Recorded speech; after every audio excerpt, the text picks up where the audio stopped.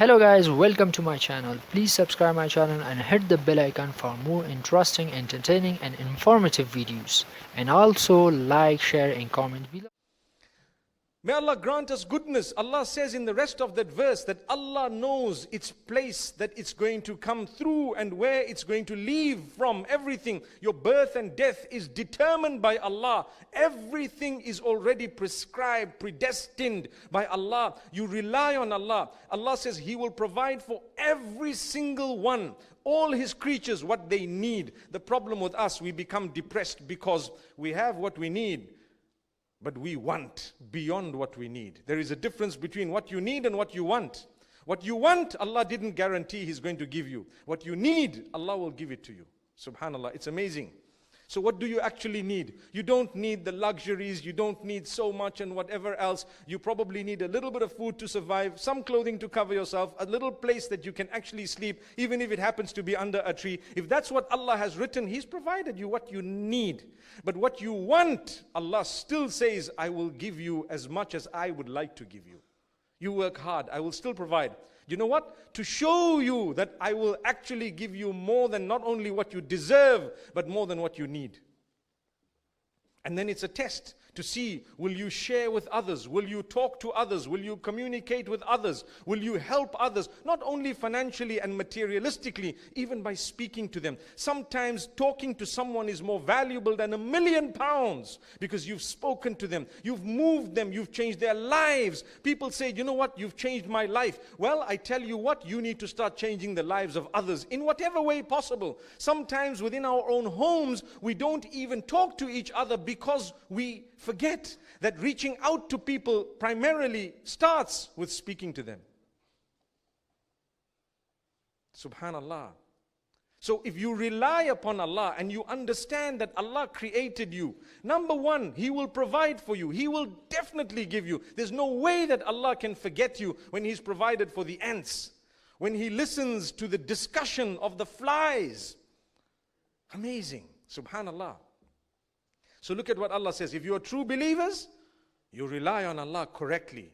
Your reliance should be fully on Allah. You shouldn't be worried. Take cognizance of the fact that Allah is in charge. I always say, when things happen your way, say Alhamdulillah.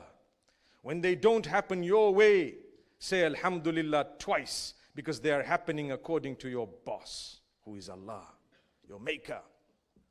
Subhanallah. I was reading an article of a sister, 1979, having arrived, some of you might have seen this, having arrived from Syria into America, and she had a little delay because she refused to take off her scarf in order to take a photograph. And what happened? They missed the connecting flight.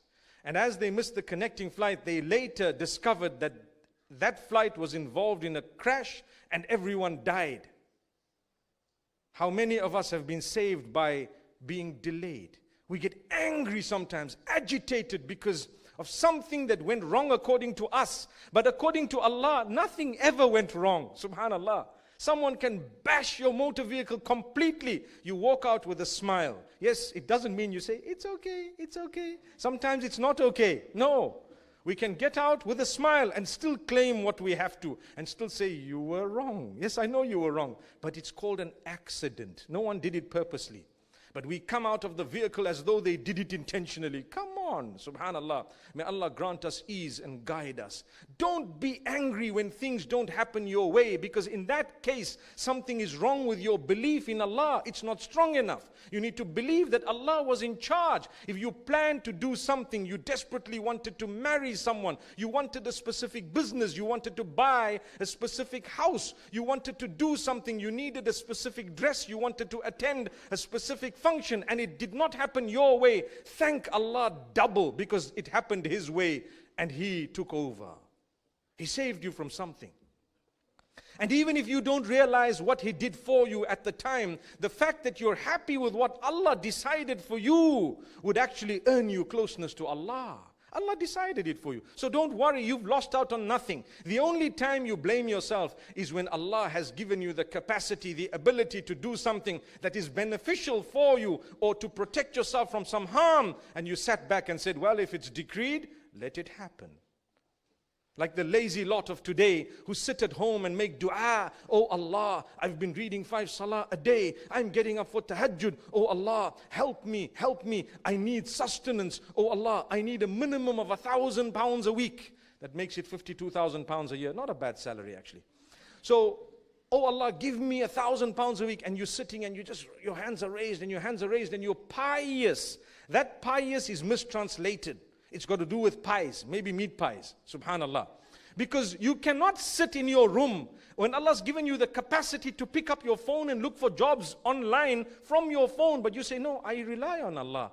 That is false reliance. The hadith says, tie your camel, then say, I rely on Allah. Allah gave you the capacity. You cannot leave your motor vehicle open with all your pounds dangling from here and there and everything else, that's valuable in your vehicle. And you say, I rely on Allah and Allah alone. He's going to take care of my car. Well, I tell you what, when you come back, everything will be stolen from the car and your car will be gone as well. Why? You were foolish.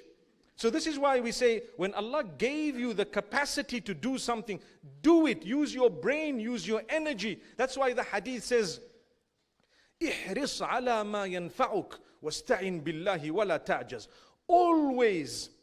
Always work hard to achieve what is beneficial for you. Did you hear that? Work hard to achieve what is beneficial for you and seek the help of Allah and never give up. Subhanallah. That's called proper reliance on Allah. I locked my car. I did whatever I could. Still someone broke the window and stole something. I say, Alhamdulillah, I'm okay. Allahu Akbar. Allah didn't want me to perhaps make use of something that was stolen. Maybe. It was stolen from me. So this is all the help of Allah. You need to understand how Allah works. If you believe, you definitely will be a happy person always. You'll be content. عَجَبًا لِأَمْرِ الْمُؤْمِنِ. The affairs of a true believer are amazing. Why are they amazing? When good comes in his or her direction, he is happy, she is happy. And thanks Allah. I'm thankful to Allah.